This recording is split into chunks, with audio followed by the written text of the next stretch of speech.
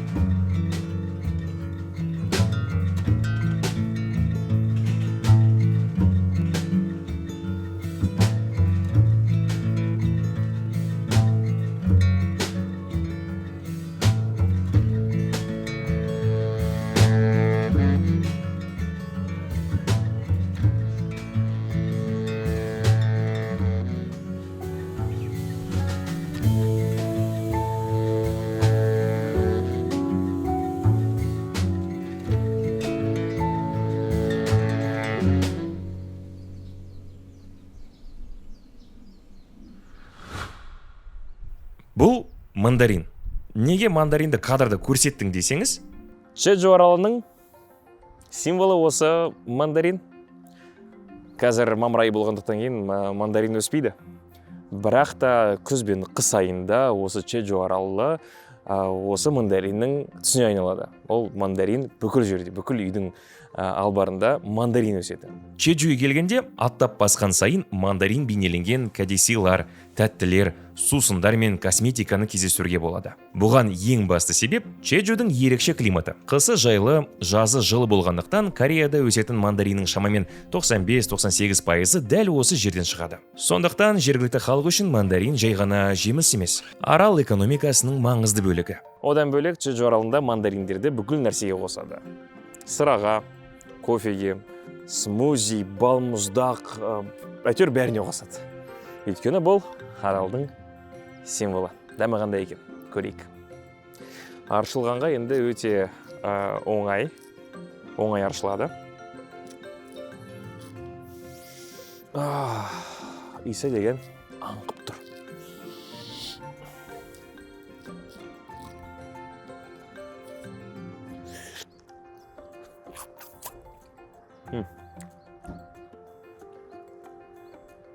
Дәмі енді өте тәтті.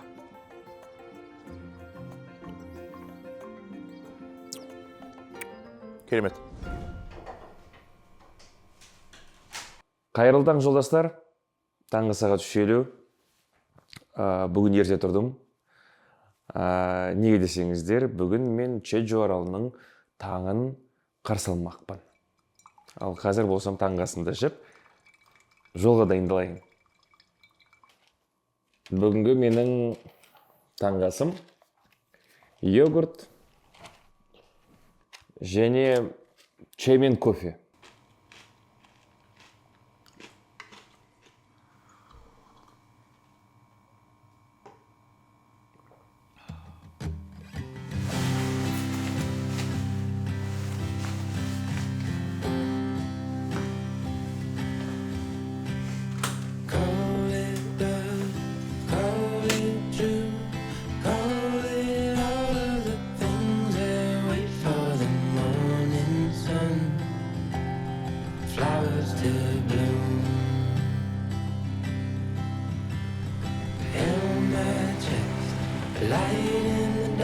Чеджудің ең әдемі жерінде таңымды қарсы алайын деп, таң ата жолға шықтым. Жолым ешқандай кептеліссіз 1 сағаттай болмақ.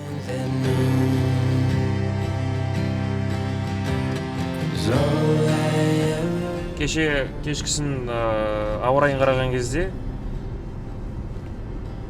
күн шығады деп тұрған. Қазір кетіп бара жатсам, бұлт, тұман ба, бұлт па, түсініксіз. Бағана мен тұрған жақта, біз тұрған жақта ауа райы жақсы болған. Ай көрініп тұрды, жұлдыздар көрініп тұрды. Қазір бара жата, ауа рай өзгеріп жатыр. Бір жерім ауыр болғаны ғой. Көреміз енді, қазір барып көрейік.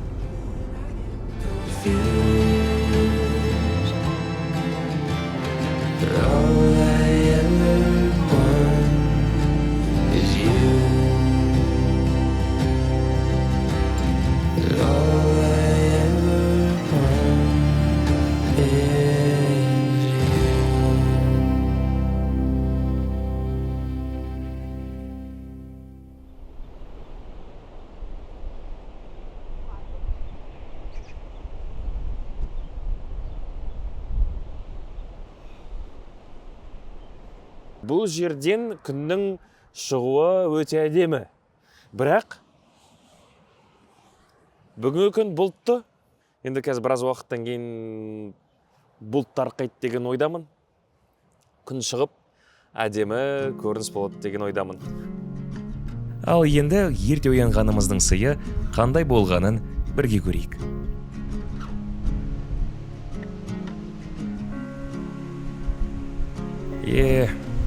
Мына көрініске қараңыздаршы. Толқынның жағаны сабалап соққан дыбысы, самал желдің лебі, көк жиекпен астасқан шексіз мұхит. Осындай сәтте ештеңе айта алмайсың. Айтқың да келмейді. Тек үнсіз тұрып, табиғаттың сұлулығына тамсана бергің келеді.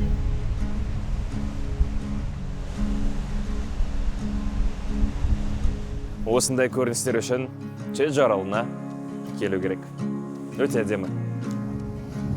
Таңғы сағат 6:30. Күн шықпаса да өте әдемі. Кейде мыңдаған сөз жеткізе алмайтын әсерді осындай бір ғана көріністен ала аласың.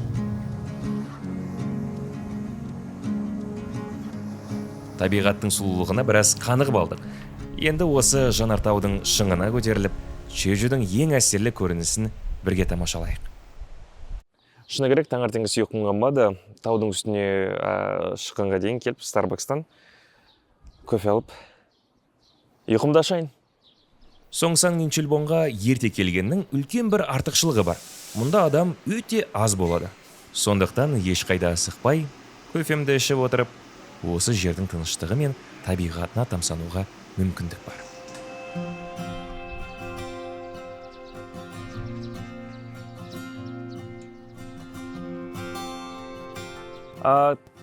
Жоғарға шығу үшін билет алдым. Билеттің бағасы құны 5000 вон. Адам басына 5000 вон. Ал енді көтерілейік, достар. Жолдастар. Соңсаң Нинчельбоңның ең керемет тұсы, оның сұлулығын суретпен де, сөзбен де толық жеткізу қиын. Төбеге көтерілген сайын көз алдыңда Чеджу аралы біртіндеп ашыла бастайды. Бір жағында шексіз көгілдір мұхит, екінші жағында жасыл алқаптар мен шағын ауылдар. Ал төменде толқындар жанартау жартастарына соғылып жатыр.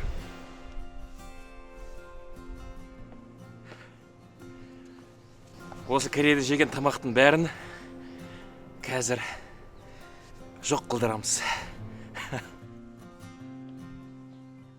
Көтерілген сайын артынан әдемі көрініс ашылып жатыр, бірақ жел соғып жатыр қатты. Терлік кеттім. Көтерілген сайын суықтау. Кәлі тағы бір 10 минуттай жүреміз. Соңсан Нинчельбоң корей тілінен аударғанда күн шығатын шың дегенді білдіреді. Себебі дәл осы жерден күн шығысты тамашалау үшін жыл сайын миллиондаған адам келеді. Бұл төбе шамамен 5000 жыл бұрын жанартау атқылағаннан кейін пайда болған. Оның ерекшелігі жанартау құрлықта емес су астында атқылаған. Теңіздің суық суы тиген магма қатайып, біз көріп тұрған алып кратер түзілген.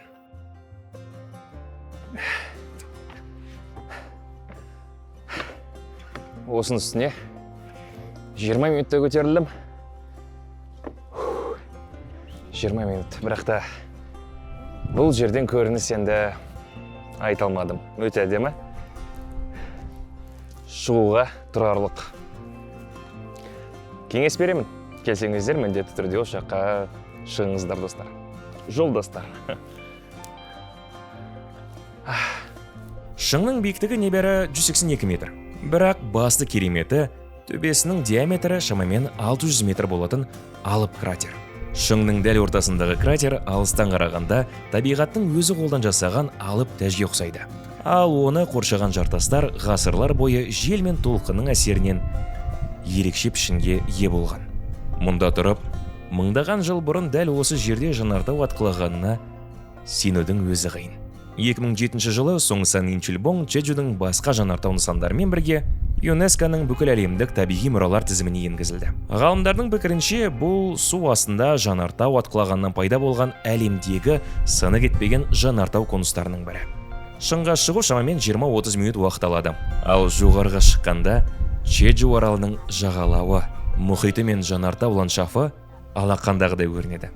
Осында келгенде табиғаттан асқан ұлы суретші жоғына тағы бір мәрте көзің жетеді. Адам тұрғызған ешбір ғимарат мұндай көріністі қайталай алмайды. Сондықтан Соңсан Нинчельбоңды көрген туристердің көбі оны Чеджудің ең әдемі жері деп есептейді. Достар, қанша жерден камераңыз мықты болса да, осындай керемет көріністерді ешбір камера жеткізе алмайды. Өте әдемі. Ғажап десе болады. Бұл жерге келудің тағы бір мақсаты Чеджу аралының хөне әйелдері. Суға сүңгитін әйелдер. Олар суға сүңгіп, балық, сегіз аяқ дегендерді аулайды. Оны осы жерден жасайды, және қазір таң сағат 8:30 толқындардың қатты болуынан оларды мен байқап тұрған жоқпын. Түске таман суға сүңгиді деген ойдамын. Қазір соны осы жерде, осы аймақта біз оларды күтеміз. Достар, менің арнама тіркелуді ұмытпаңыздар. Бұл арнада қызықты және танымдылық шығарылымдар шығады. Қазір мен хөне әжелермен танысуға келдім. Сол танымал әжелер туралы сіздерге қысқаша айтып берейін. Хөне әйелдері, яғни ешқандай аквалаңсыз теңіз түбіне сүңгіп, сегіз аяқ, теңіз ұлуы мен теңіз кірпісін теретін әйелдер. Бұл кәсіптің тарихы кемі 400-500 жыл әріде жатыр. Алғашында теңізге көбіне ер адамдар сүңгіген. Бірақ 16-17 ғасырларда жағдай өзгере бастайды. Соғыс, теңіздегі апаттар мен ауыр салықтың кесірінен көптеген ер адамдар қаза тауып, не аралдан кетіп те қалған. Сөйтіп, отбасын асырау әйелдің мойнына жүктеледі. Сосын теңізге әйелдер де шыға бастап, уақыт өте келе бұл кәсіп түгелдей дерлік олардың қолына өтеді. Тағы бір басты себебі, Чеджу тарихында ер адамдар теңізден тапқан табысынан арнайы салық төлеген. Ал әйелдерге мұндай салық салынбаған кездер болған. Сондықтан көптеген отбасы осы жұмысты әйелдер істегені тиімді болады деп санаған. Хәннелер күніне бірнеше сағат бойы теңізде жұмыс істейді. Олар 10-20 метр, кейде одан да тереңге түсіп, бір деммен 1-2 минутқа дейін су астында жүре алады. Ең тәжірибелі сүңгуірлер кейде 3 минут бойы демін ұстай алады. Хөнелердің басым бөлігі егде жастағы әйелдер. Қазіргі таңда олардың орташа жасы 70-тен асқан. 80-нен асса да теңізге сүңгіп жүрген әйелдер де бар. 1960 жылдары Чеджуде 23 мыңнан астам хәнне болған. Алайда жастар бұл ауыр әрі қауіпті кәсіпті таңдамағандықтан олардың саны жылдан жылға азайып келе жатыр. Бүгінде аралда шамамен 3-ақ мыңдай хәнне қалған. Олардың көпшілігі зейнет жасындағы әйелдер. Хәннелер кәсіп иесі ғана емес, теңіздің қорғаушысы сияқты. Олар теңіз өнімдерін маусымына қарай теріп, тым кішкентай ұлуларды алмайды. Сондай-ақ белгілі бір аймақ қалпына келіп алғанша ол жаққа жоламай демалдырып отырады. Сондықтан бұл кәсіп табиғатпен үйлесімді өмір сүрудің ерекше үлгісі ретінде бағаланады. Осындай бірегейлігі үшін 2016 жылы Чеджу хәннелерінің мәдениеті ЮНЕСКО-ның материалдық емес мәдени мұралар тізіміне енгізілді. Чеджуге келгенде сіз көріп жүрген әжелер жай ғана сүңгуір емес. Олар ғасырлар бойы аралдың экономикасын көтеріп, отбасын асыраған, табиғатты қорғаған және бүгінге дейін сақталып қалған ерекше дәстүрдің соңғы өкілдері. Хәннелер бұрын сүңгуге мақтадан тігілген киім киетін еді. 1970 жылдардан бастап қана неопрен гидрокостюмдерін қолдана бастады. Олар суға кірерде бірге дұға жасап, теңіз құдайынан амандық тілейтін дәстүрде сақталған. Кейбір тәжірибелі хәннелер өмірінде 200 мыңнан астам рет теңізге сүңгіген деген есеп бар. Ғалымдар хәннелердің ағзасы суық суға, ұзақ уақыт бойы демалмай тұруға бейімделгенін зерттеп келеді. Бұл бейімделудің бір бөлігі ондаған жыл жаттыққанның нәтижесі деп есептелінеді. Бұл да қиын кәсіптердің бірі. Бірақ ең қызығы 70-80 жастағы әжелердің осылай суда жүзгені таңғаларлық.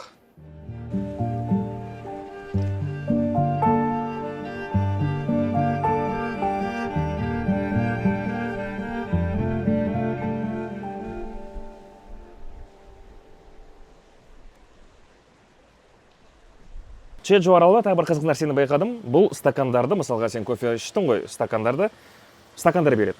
Бұл стакандардың депозиті 300 вон. Бұны қайтарып берсең, саған 300 вонды өздері қайтарып береді. Мысалға аралда аралап жүрген кезде осындай көп автоматтар бар.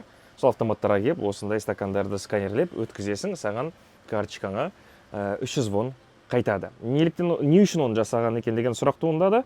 Оның жауабы Корея кішкентай, арал Чеджу аралы кішкентай. Экологияны сақтау мақсатында осындай пайдалы нәрсені ойлап тапқан екен. Осындай автоматтар көп, сканерлейсің, сосын саған 300 вонды қайтарып береді. Менің стакандарымды ала алмайды, өйткені бұл жерде жергілікті банк картасының QR кодын көрсету керек, сол жаққа ақша түседі. Менде ол жоқ, сондықтан қалдырып кете алмаймын. Менікі автомат қабылдамады, сондықтан Starbucks'a қайта оралып, осыны қалдырып кетем.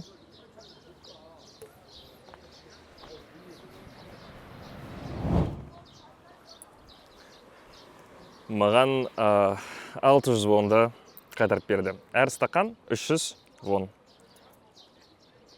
Рахат. Кореядан бөлек орналасқан Чеджу аралы осы Кореяға қалай қосылды деген сұрақ туындауы мүмкін. Тарихы өте қызық. Чеджу аралының тарихы 1000 жылдан да әріге жетеді. Ежелгі заманда бұл жер қазіргі Кореяның құрамында болмаған. Мұнда Тамына деп аталатын тәуелсіз теңіз мемлекеті өмір сүрген. Тарихшылардың айтуынша, Тамына шамамен 2-ші ғасырда құрылып, Қытаймен, Жапониямен және Корей түбіндегі мемлекеттермен теңіз арқылы сауда жасаған. География тұрғысынан оқшау орналасқандықтан бұл аралда олар өз мәдениетін, тілін және басқару жүйесін қалыптастыра алды. 1105 жылы бәрі күрт өзгерді. Горьо патшалығының билеушісі Сукчон тамнаның тәуелсіз мәртебесін жойып, оны Гөрі мемлекетінің әкімшілік аумағына қосып жіберді. Бұл оқиға Чеджудың Корея тарихына ресми түрде енген сәт саналады. Дәл осы Гөрі дәуірінде аралдың атауы Тамнадан Чеджуге өзгертілді. Сондықтан бүгінгі Чеджу басқа Корея өңірлерінен ерекшеленеді. Оның өз диалектісі, ерекше дәстүрі, теңізге қатысты өмір салты және бірнеше ғасыр бойы дербес мемлекет болған өз тарихы бар. Аралға келген адам бұл айырмашылықты әлі күнге дейін байқай алады. Жолдастар, мен қазір чеджулықтардың өмірімен жақынырақ танысу үшін бір кішігірім ауылға келдім. Енді бұл ауылда олардың чеджулықтардың үйлері қандай болғанын көрейік. Олар Корея үйлерінен бөлек. Және ең қызығы бұлар вулкан тастарынан қаланған. Соны барып қазір көрейік. Қазір Чеджудің ең көне ауылдарының бірі Сеонгып халық ауылында жүрмін.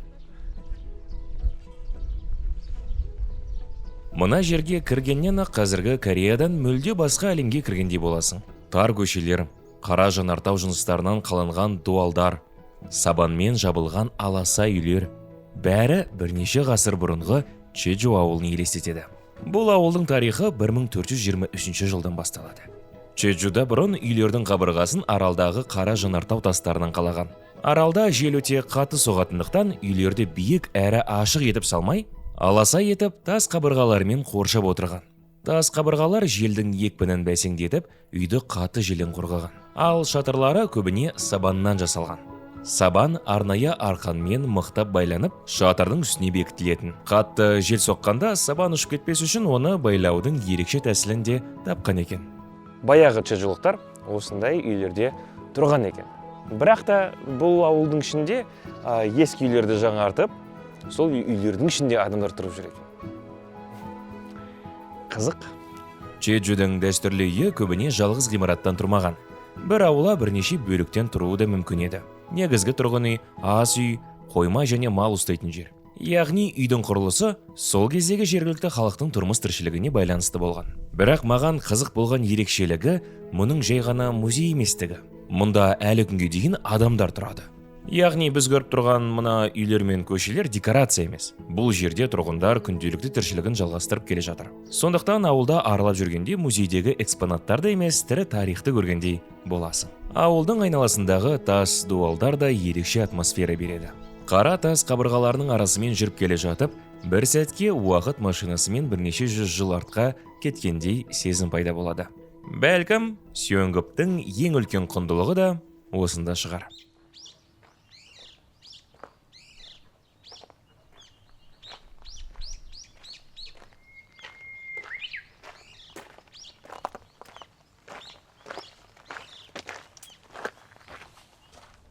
Негізі Чеджуның жолдары өте қызық. Мысалы қызыл жанса, ешкім жүрмесе, оң жаққа кете берсе болады. Қызыл жанып тұр, бірақ оң жаққа кете берсе болады. Одан кейін тағы байқағаным, мысалға жасыл жанып тұрса да, сен солға бұра алмайсың. Саған бөлек жасыл стрелка жану керек та, жасыл. Сол кезде ғана солға бұра аласың. Сондай қызық. Одан кейін жолдың бәрі көп жерлерде 30 км сағатына немесе 50 км сағатына. Сондай қызықтар да бар. Мысалға жолға кетіп бара жатқан кезде көріністері енді өте әдемі. Көзің тоймайды. Бірақ ақырын жүресің де, қазір 70-ке дейін жүрсе болады. Өйткені бұл автобан. Автобанда мысалға Қазақстанда бізде 100-ден асырып айдасақ, ал бұл жерде 70. Аль-Фарабидің өзінде Алматыда 80-мен жүреміз. Ал бұл жерде 70-тен асыруға болмайды. Асырсаң, айыппұл төлейміз. Сондықтан біз басқа елдеміз, сондықтан ережелерді ұстанамыз. 30, 50, 70 км сағатына. Бұл жерде тағы ең ыңғайлысы GPS карталардың бәрі нақты күшті жұмыс істейді. Тағы не айтса болады. Жолдары өте керемет, тегіс, асфальт. Осындай жолдар бүкіл Қазақстанда болса ғой шіркін. Енді арманым бір күн орындалатын шығар. Табиғатын енді айта алмадым. Көзім тоймай жатыр, көзім. Сосын тағы бір байқағаным, сергек деген жоқ, рахат. Екіншісі, бұл жерде полиция қызметкерлері де жоқ екен. Аз. Жолда кетіп бара жатқан кезде мен тек бүгін күні бойы тек біреуін ғана көрдім, жай ғана бүйтіп қасынан өтіп кетті. Бұл жерде өйткені адамдар, мысалға заң болса, заңмен жүреді, бұзбайды заңды. Сондықтан сен заңды бұзсаң, мысалға, мен басқа адаммын, сен заңды бұзғанды көрсем, өзімге ұрсып беремін, сен не заңды бұзып жатсың? Бұзушы болма. Коллективизм жақсы дамыған бұл елде. Адамдар бір-біріне сенеді. Керемет қой. Керемет. Маған ұнап жатыр сол жағы. Полиция қызметкерлері де халыққа сенеді. Қазақстандағыдай полиция қызметкерлері көп емес. Сондай қызық. Тағы бір байқағаным, адамдары бұл жерде өте сабырлы. Мысалға, мен 3 күн бойы көлік жүргізіп жүрмін. Бір байқалғаны, мысалға, адамдар жасыл светофор жанған кезде пипылдатпайды. Бізде 1 секунд өтсе қатты пипылдата бастайды ғой. Бұнда ондай жоқ, сол сабырлықтың арқасында енді Корея халқы осындай дамыған елдер қатарына қосылғаны сөзсіз. Сабырлы болайық, достар. Енді аралымыздың тағы бір танымал жеріне келдім. Ол Аквапланет. Мұнда Чеджу теңізінің табиғатын барынша жақыннан көруге болады.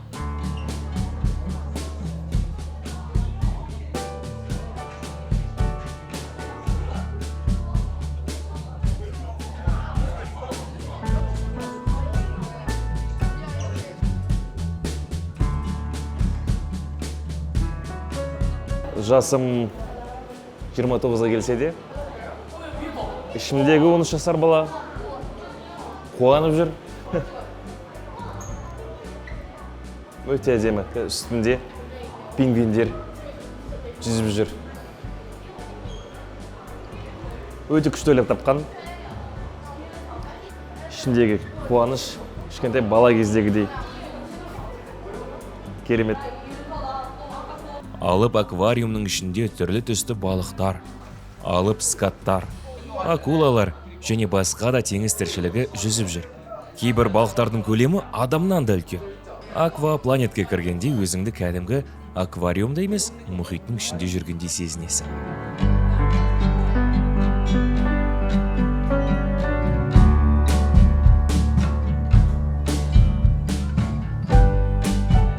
Тусанда осындай бір бәлені жедім ғой мен.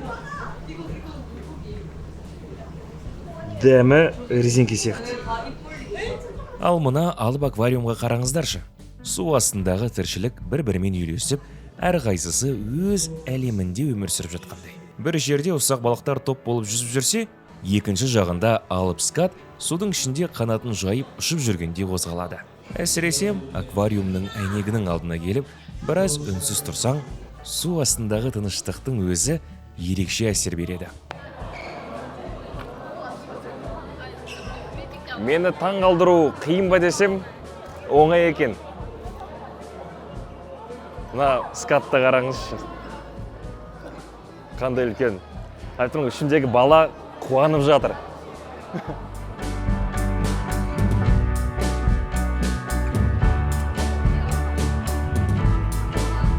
Балықтардың баяу қозғалысы, судың түсі, жарық шағылысқаны, бәрі қосылып мүлде басқа күй тудырады. Мұнда шамамен 48 000 теңіз тіршілігінің түрі бар, ал негізгі алып бассейннің биіктігі 11 метрге жетеді. Сондықтан мұндай үлкен аквариумның алдында тұрып, өзіңді кішкентай сезінуің бекер емес. Шынымды айтсам, мұнда балық көргеннен гөрі олардың арасында жүргенде әсер алған қызық екен. Сондықтан міндетті түрде осы жерге келіңіздер деп кеңес беремін.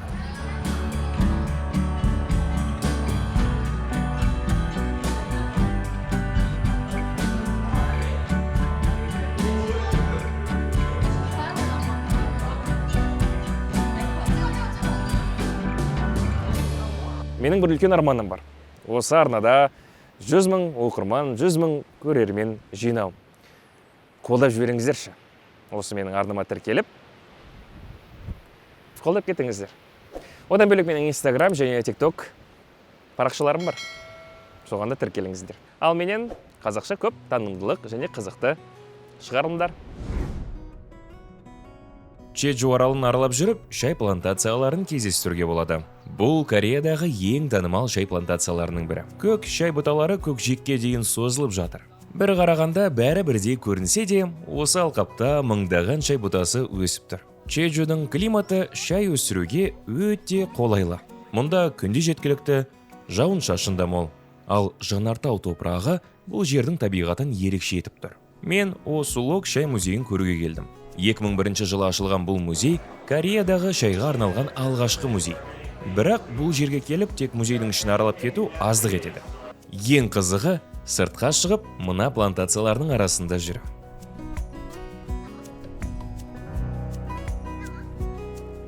Шайдың біз ішетін кішкентай кесеге дейін бар тарихын осы жерде жақсы түсінесің. Ал шайдың иісі мен айналадағы тыныштықтың өзі адамды бірден тыныштандырады. Мұнда көк шайдан бөлек матча қосылған бал мұздақ, десерттер мен түрлі шайдың дәмін татып, өзіңе ұнаған шайды сатып алуға болады. Чеджуде жанартауларды, мұхит пен сарқырамаларды көрдік қой. Ал мына жер аралдың мүлде басқа қырын ашып тұр. Қарап тұрсаң, жай ғана шай алқабы. Бірақ осы көк алқаптың арасында жүріп, Чеджу табиғатының әр түрлі екеніне тағы бір мәрте көзің жетеді.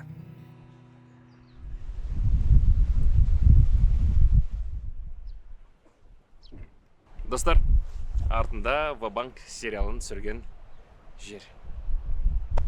Тандыңыздар ма?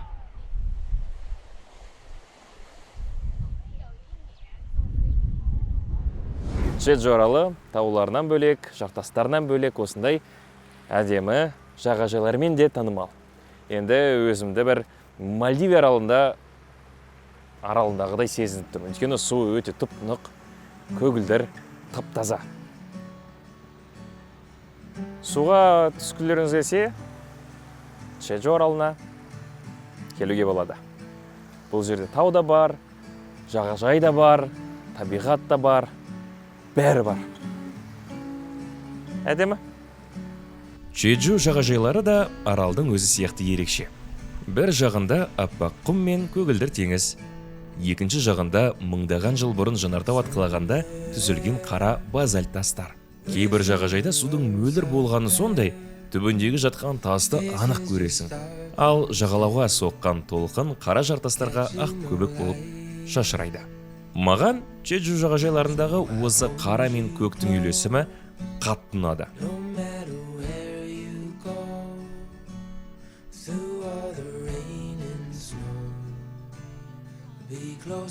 Жағажайлардың әдемілігі соншалық, жергілікті тұрғындар осындай көрікті жерде өздерінің ең маңызды күндерінің бірі үйлену тойын да өткізіп жатады екен. Мына жерде дәл қазір жас жұбайлардың тойы өтіп жатыр. Артында көгілдір теңіз, жағалаудың әдемі табиғаты, ал алда бірге бастып жатқан жаңа өмір. Екі жас бақытты болсын.